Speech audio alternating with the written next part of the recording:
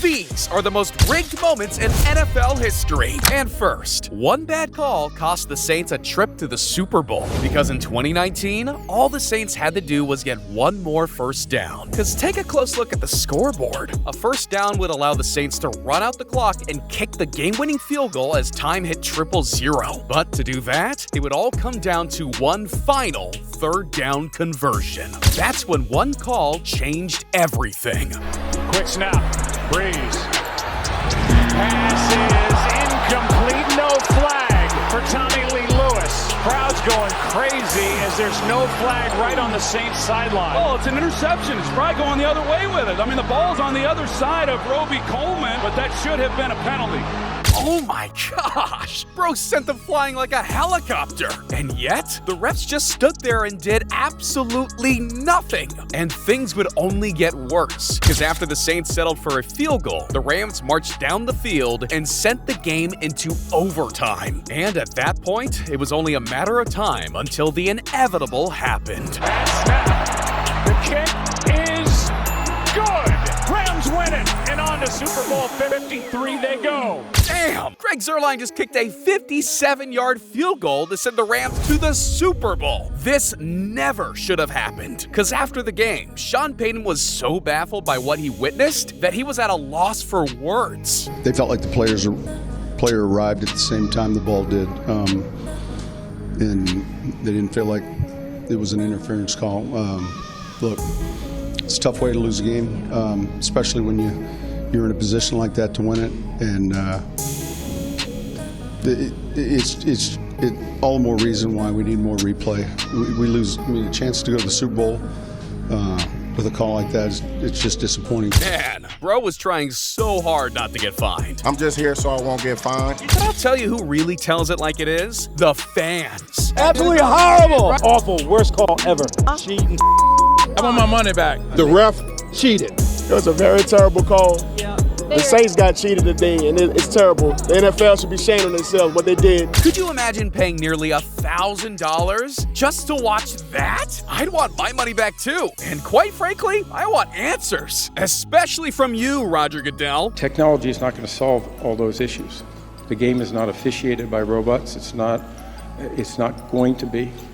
But we have to continue to go down that path. Really, bro? You're making over $30 million a year. And your best excuse is, well, the refs aren't robots. But that lame excuse is still not as outrageous as what the refs tried this season. See, the NFL claims that the Cowboys are quote-unquote America's team. But who are we kidding? Nobody likes the Cowboys. Yet the NFL is so adamant about turning the Cowboys into a winner that they tried to steal from America's real favorite team, the Detroit Lions. Because the Lions hadn't won a playoff game in 30 years. The last time they won a playoff game, text messaging wasn't even a thing. So when the Lions started winning games, everyone wanted to see them reverse the course of history. And not only were the Lions poised to make the playoffs, but they also had a chance to secure a first-round bye. That's when they scored the game-tying touchdown. 2nd down and 10.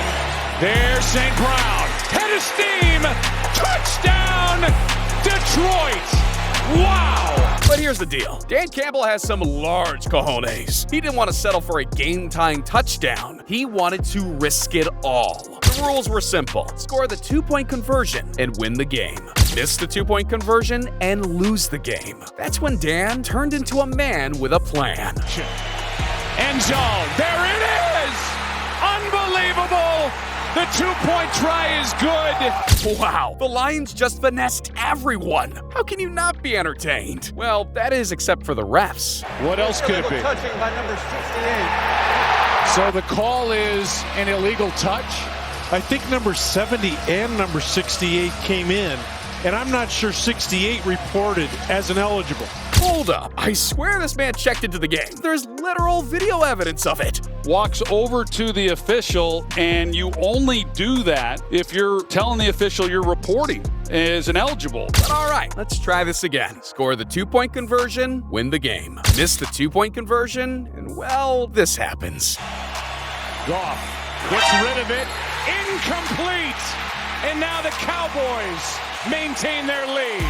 All that commotion just to lose the game. That's heartbreaking, and the media was especially fed up. Do you think Brad Allen made the right call in this position? No, 100%. He absolutely missed it. 100% he missed it. And would we please stop blaming the players? The players did exactly what they were supposed to do. Every one of them, right from Jared Goff going over and telling Decker, go report. He went right over there and reported with that nod of the official. When Rex Ryan is huffing and puffing, that's how you know you really screwed up. But it's not nearly as absurd as what happened to the Kansas City Chiefs, because everyone, and I mean everyone, is meat riding Patrick Mahomes. Mahomes, he's got time. Now escapes. Fires it at the last second, and Kelce caught it! Oh my gosh, that was amazing. Mahomes takes a wicked shot while releasing the football, but you're thinking it's a throwaway? Man, it's as if the media is trying to make everyone hate the Chiefs. And because the Chiefs are so hated, the NFL scriptwriters decided to make a last-minute change. See, the Chiefs were originally supposed to beat the Bills in Week 14. They were supposed to go down the field for the game-winning touchdown, and it was supposed to end like this. Flag down at the line of scrimmage as the pass is to an open Travis Kelce, who flings it back over to Tony. My goodness, this is going for a touchdown. This is not a design play. But then the scriptwriters realized that nobody was rooting for the Chiefs. They were all rooting for the Bills. And because the Chiefs were scheduled to beat the Bills in the postseason, the scriptwriters decided to give the people what they wanted. Number 19, offense, lined up in the neutral zone. Wow. 5-yard penalty. Check him out. Tony was lined up. Got to be kidding in me. the neutral. My man just got called for offsides. Since when is a receiver offsides? And that's exactly what Patrick Mahomes was thinking, because bro went off the rails. What is going on here with Mahomes? I just said the frustration is growing for Mahomes. Pluses, we had that graphic early in the game about how he doesn't lose two straight. Somebody might as well get Mahomes a pacifier while we're at it. Although, Steeler fans are going to need a pacifier for this next moment. Because if there's one non-divisional team all Steeler fans hate, it's the New England Patriots. Because, let's face it, Tom Brady and the Patriots had their number for years. I mean, Tom Brady is practically Ben Roethlisberger's daddy. Dude is 7-3 against Roethlisberger in the regular season and undefeated against him in the playoffs. So when the Steelers finally had a chance to beat the Patriots, everyone was on the edge of their seats cheering them on. That's when Jesse James made one of the most important plays of his entire career. To the end zone. Touchdown, Pittsburgh! Jesse James! Oh man, I wish I could see the look on Brady's face right now. But then something unexpected happened. The refs kept reviewing the play over and over again, just to break the hearts of all of Pittsburgh. After reviewing the play, the receiver in the end zone did not survive the ground. It's an incomplete pass. It'll be Pittsburgh's ball. Yikes. I can't believe that's not a catch. And I also can't believe how much Tom Brady paid the refs to say that. But imagine making that call when the stakes are 10 times higher. Because the Packers had one play standing between them and the NFC Championship. I mean, these dudes literally just needed one more stop. But even that was too much to ask for, because Tony Romo decided to put on his big boy pants. Here's one down the sideline. Pass caught by Des Bryant. They're going to mark him inside the 1. Dang! Did you see that? They were only supposed to get 2 yards, and they almost scored a touchdown. Heck, they overachieved almost as much as Pete Davidson's dating history. But hold on a second, the refs are about to intervene with the football gods. After review, it has been determined that the receiver did not maintain possession of the football. Why is that not a catch? I'm trying to reach over the goal line. 1 second, the Cowboys were about to score the go-ahead touchdown. And the next, their season was over. Bruh, if that's not a catch, then neither is Kim Kardashian. And speaking of moms, the refs went full-on Karen mode for our next moment. See, it was the closing moments of Super Bowl 57. And with the score tied at 35 apiece, the Chiefs' job was simple. Milk the clock, kick a game-winning field goal, and watch the confetti fall. But the Eagles weren't about to let that happen, so they had to play clamps. Pressure, lofting one, end zone incomplete. Holding! Juju Smith-Schuster can catch up. There's a flag at the 10. Hang on, there's a penalty. Prior to the pass, holding, number 24, defense. And Bradbury just grabbed onto him. That's worst case scenario. You'll see James Bradberry. They're going to say he grabs him. He's got his left hand on his back. I don't know. Wait a second. What's that flag on the field? Is that what I think it is? Did the Eagles just get fined for not subscribing to the channel? Ouch. That one's got a sting. But not as much as the actual flag. When James Bradberry got called for holding against Juju Smith-Schuster. Yep, the refs practically handed the Chiefs the Lombardi Trophy. So after the game, fans were quick to lash out. So you mean to tell me that on 3rd and 8, with 2.5 to go in the Super Bowl, that Juju felt a tug twice by Bradberry and the ball gets incomplete and he's got no animation? He doesn't do anything to the official to go, where's the flag? It ruined what could have been a really cool ending. But Juju wasn't exactly a graceful winner, because it was almost Valentine's Day, and he wanted to show the opposite of love. He says, "Happy Valentine's Day, everybody." It has a picture of James Bradberry, as you could see right there, and it says, "I'll hold you when it matters most." Damn, Juju. If you didn't spend so much time on TikTok and Twitch, maybe you'd have an actual Valentine. But all right. We've entered the 3 most rigged moments in NFL history. And trust me, these moments are like a cruel summer on steroids. What did he say? Because for number 3, it's the romance that put Travis Kelce on the map. See, when the NFL included Taylor Swift into this year's script, I'll admit it, I was skeptical. But ever since Taylor Swift started dating Travis Kelce, everyone and their mom tuned into football on Sundays. Now, it's got people watching who don't even know what a first down is.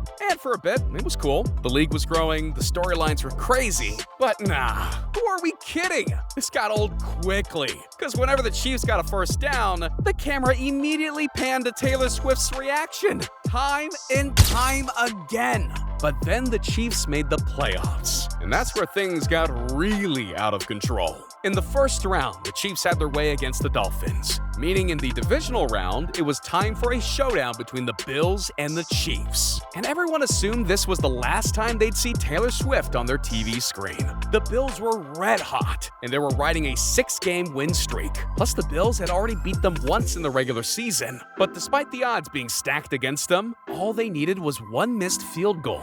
44 yards, Bass. No, he doesn't make it. Wide right. Wow. The 2 most dreaded words in Buffalo have surfaced again. And just like that, the Swifties had advanced to the AFC Conference Championship. Only this time, they were up against Lamar Jackson and the Ravens. And once again, the Chiefs were coming into the game as underdogs. But then, the Ravens put together the most underwhelming performance since Jack Harlow's NFL halftime performance. Has now reached the Chiefs' 25, 2nd and 10. To the end zone again, and it is intercepted.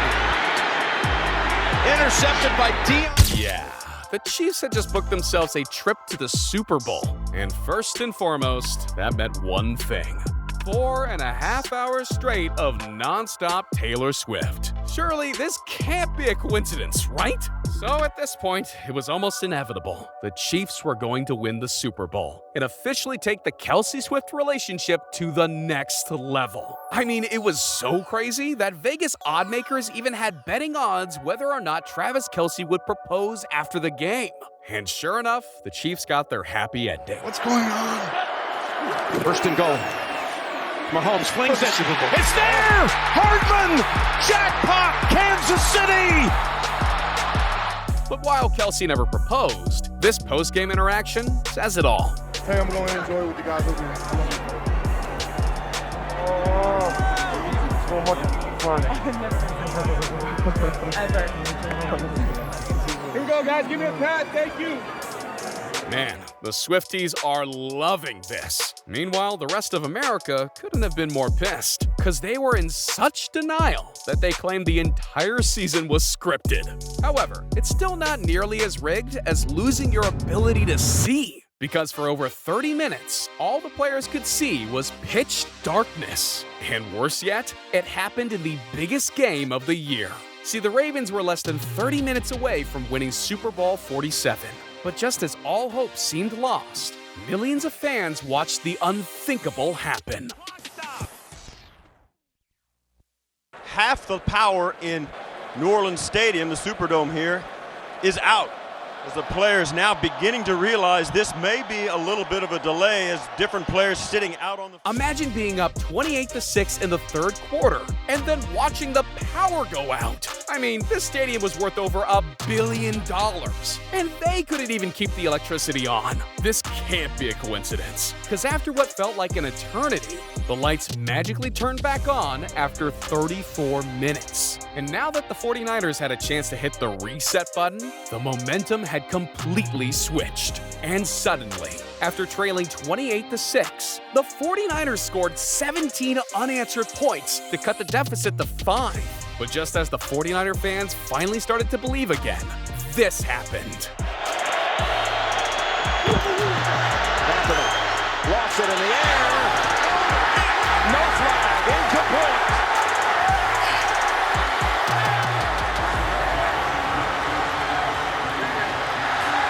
Still on his feet at the 50, and the Ravens have won it 34-31.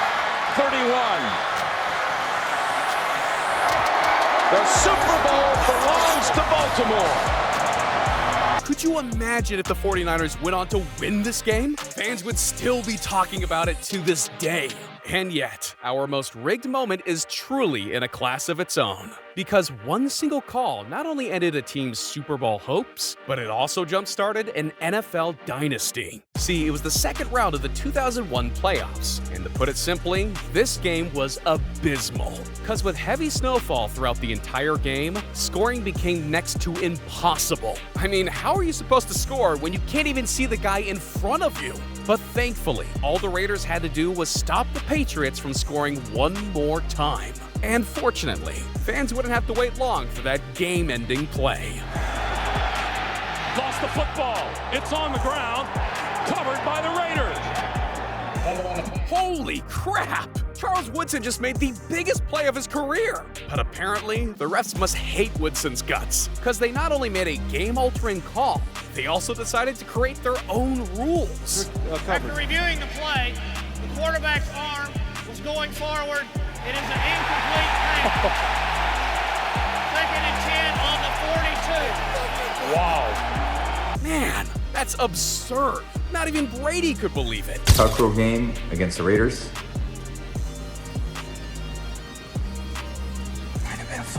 And when the GOAT is calling it a fumble, that's how you know they messed up. But Brady couldn't be more fortunate that the refs messed up, because once the Patriots got the ball back, they weren't losing. They galloped down the field, kicked a game-tying field goal, and went into another gear. After catching a lucky break, they didn't just win the game.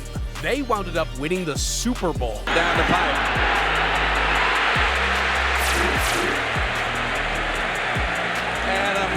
And at this point, the Patriots had all the confidence in the world. They wound up winning 2 more Super Bowls in the next 3 years, proving once and for all that all you need is one thing to go your way, and it can change your entire world. But if you want your world to be rocked, then I have 3 words for you. Click the video. Otherwise, you're not gonna like the NFL script for this upcoming season. Come on, you don't want the Cowboys to win.